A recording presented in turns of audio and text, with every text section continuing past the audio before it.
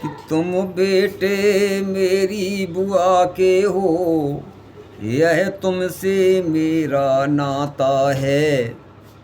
कुछ और भेद भी है भैया, जो कृष्ण तुम्हें बतलाता है। थे 3 नयन और 4 भुजा, जब प्रगटे तुम इस पृथ्वी में। मच गया एक कोलाहल सा, रनिवास और चंदेरी में।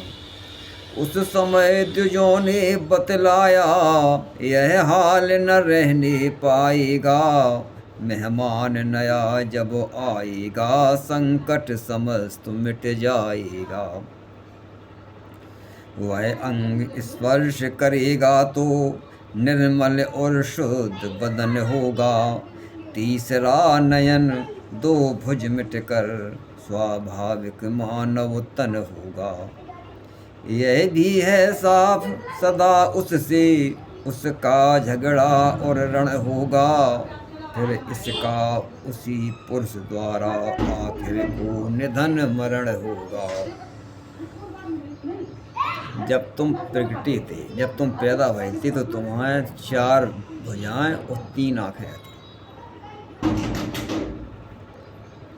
तो चंदेरी में और रनवास में तो कोलाहल हो, हंगामा कटो, शोर मचो कि जो तो राक्षस पैदा हुए हो।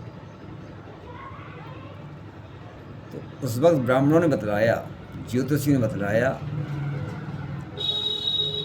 कि इसका ये 4 हाथ और 3 आंखें नहीं रहेगी। वो क्यों रहेंगी? क्योंकि तुम्हारे पास, तुम्हारे घर में जब कोई भी नया मेहमान आएगा तो उसके छूते ही इसके 2 हाथ और 1 आँख समाप्त हो जाएगा और इसका शरीर बिल्कुल निर्मल हो जाएगा।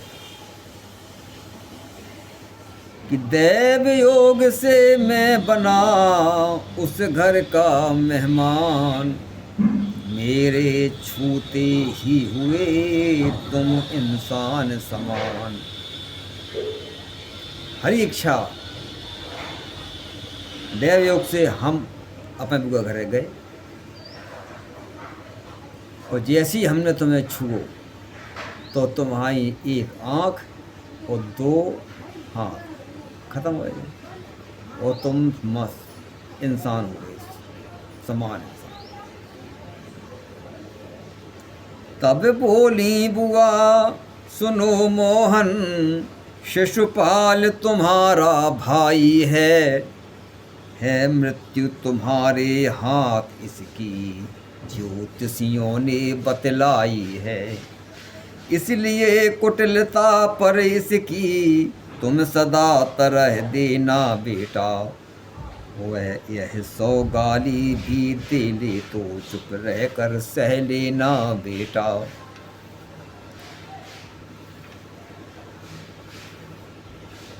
मैंने भी तक्षण कहा सुनो बुआ धर ध्यान, 100 गाली तक करूँगा इसको क्षमा प्रदान। मैंने भी कह दिया था कि बुआ सुनो, 100 गाली तक इसको मैं क्षमा कर दूँगा।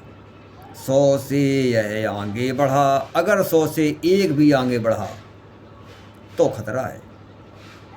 100 से यह आगे बढ़ा तो फिर मैं लाचार, तो फिर खतरा, फिर मैं मजबूर हो जाऊंगा।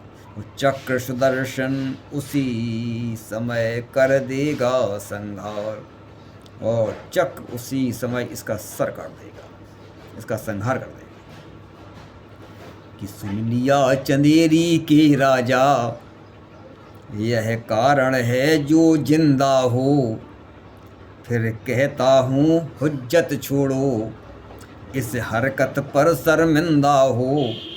मैं अब तक बचा ब्याह से था, अब लूँगा बोझ गृहस्थी का।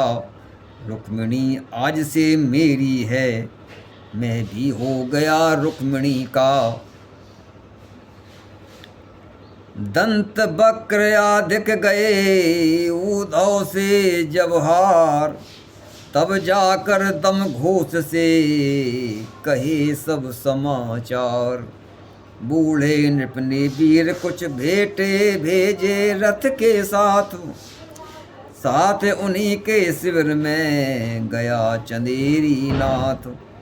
जरासंध से था उधर बलदाऊ का युद्ध, दोनों थे रणबांकुरे दोनों ही अति क्रुद्ध। उधर जरासंध बलदाऊ की लड़ाई, दोनों ही बराबर की, न को से कम नहीं।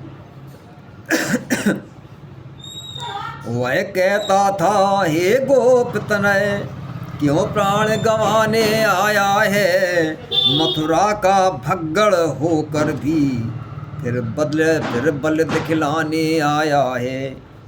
मैं वही जरासंध नृप हूँ, शर वही है बल वही है, राजों को जो ताराज करे, मेरा मागध दल वही है। मैंने सोचा था बच्चे हैं, छोड़ो भी पीछे पड़ना, वो द्वारका बसाली बसने दो, रहने दो हमले करना। लेकिन तुमको तो दुनिया में जीना ही नहीं सुहाता है, भिड़ते हो कुंडनपुर में आ, सचमुच ही काल बुलाता है। यह कहते हैं वह भूल गए जब 17 बार हराया था, मथुरा में मरते मरते भी माधव ने तुम्हें बचाया था। उस दयावतारी कान्हा का उपकार भूलते जाते हो, शिशुपाल नृपत के साथी बन फिर सम्मुख रण में आते हो। द्वारकापुरी की खूब कही, बल था तो वहाँ लड़े होते, जिस दिवस मरा था काल्यवन तुम भी सामने पड़े होते। बूढ़े नरेश बातें छोड़ो, तत्काल मगध वापस जाओ, वरना आओ हल्के आगे, यमपुर की अभी हवा खाओ। इन बचनों के साथ ही बढ़ी परस्पर रार, दोनों में होने लगी भीषण मारा मार। सेनाएं भी भिड़ गईं अस्त्र शस्त्र के साथ, क्षण भर में उस जगह भी कटे माथ पर मात। इस प्रकार यादवों ने रोकी मगध अनीक, आने दिया न किसी को हरिरथ के नजदीक। इतने में पहुंची खबर लौट पड़े शिशुपाल, वहाँ आ गए जिस जगह हैं दमघोष इंद्रपाल। जरासंध इस खबर से जब हो गया अधीर, रणतज डेरों की तरफ वह भी गया अखीर। दाऊ बोले फिर भगा छोड़ छाड़ रणखेत, हम तो आए थे यहाँ लड़ने सैन्य समेत। गया जाओ फिर हंस पड़े यह कह श्री बलराम, चले जहाँ रुक्मिणी सहित रथ पर थे घनश्याम। रुक्मैया ने जब सुना गई चंदेरी हार, आकर नृप शिशुपाल से बोला है धिक्कार। वही कल्पना जगत में सम्मुख लख गोपाल, पागल सा बर्रा उठा फिर भीष्मक का लाल। जैसे ही ये बात रुक्मिणी बता गई कि चंदेरी हार गई, तो पागल सा उठा और क्या कह रहा है। फिर कुछ आया होश में देखे फिर शिशुपाल, बोला लड़ने जाएगा अब भीष्मक का लाल। अब ये भीष्म का लड़का लड़ने भी जाएगा। 10,000 हाथी बाला किस दिवस काम में आएगा, 10,000 हाथी बाला बल किस दिवस किस दिवस काम में आएगा। या भगनी लेकर आऊँगा या वहीं मृतक रह जाएगा। फिर शपथ प्रतिज्ञा करता हूँ यदि नहीं जीत कर आऊँगा, तो कुंडनपुर को काला मुझे अपना मैं नहीं दिखाऊंगा।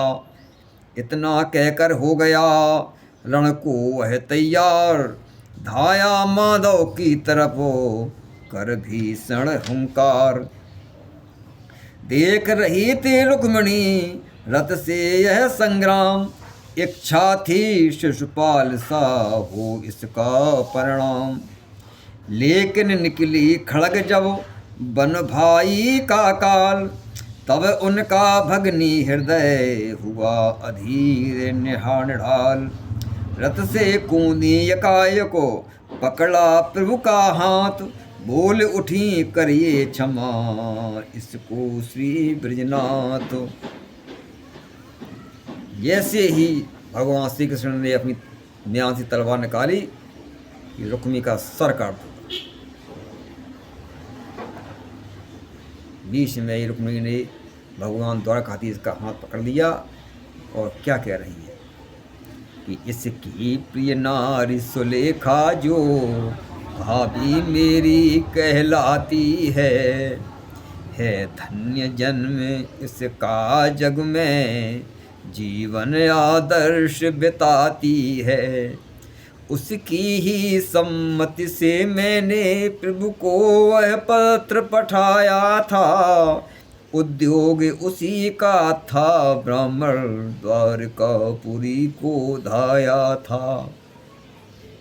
सचमुच वह बड़ी शिक्षिता है, आस्तिक है ईश्वरवादिनी है दयावती पर उपकारण मेरे सुख दुख की साथिन है। उसका सुहाग हो जाए नष्ट यह कैसे देख सकूंगी मैं, उस कृपामयी भावज को क्या विधवा हो जाने दूंगी मैं। हे जीवन धन जीवनाधार जीवन सर्वस्व क्षमा करिए, आंचल फैला कर कहती हूँ भिक्षा दीजिए दया करिए।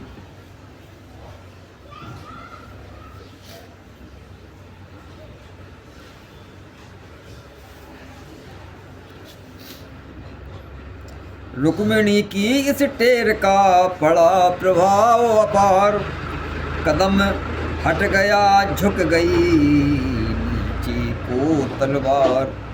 मंद मंद कुछ मुस्कुरा बोले नंद कुमार, खड़ग धार से है प्रबल नार अश्रु की धार। भगवान धीरे धीरे मुस्काने तलवार नीचे कर ली और क्या कह रहे हैं कि मैं हार गया हारी कृपाण, रुक्मिणी रानी की जीत हुई। अब मेल जोल का है प्रभात, लड़ने की निशा व्यतीत हुई। कायम है और रहेगा भी सौभाग्य सिंदूर सुलेखा का, कोई भी बदल नहीं सकता फल अटल हाथ की रेखा का। एक बात है मगर संशय और विचार, निकल चुकी है म्यान से बाहर यह तलवार। लेगा इससे कामयाब क्षत्रिय कुल का लाल, तभी म्यान में जाएगी वापस यह करवाल। फिर सोचा याद आ रहा है यह धर्मशास्त्र बतलाता है, पूरा अपमानित करना भी वध के ही तुल्य कहता है।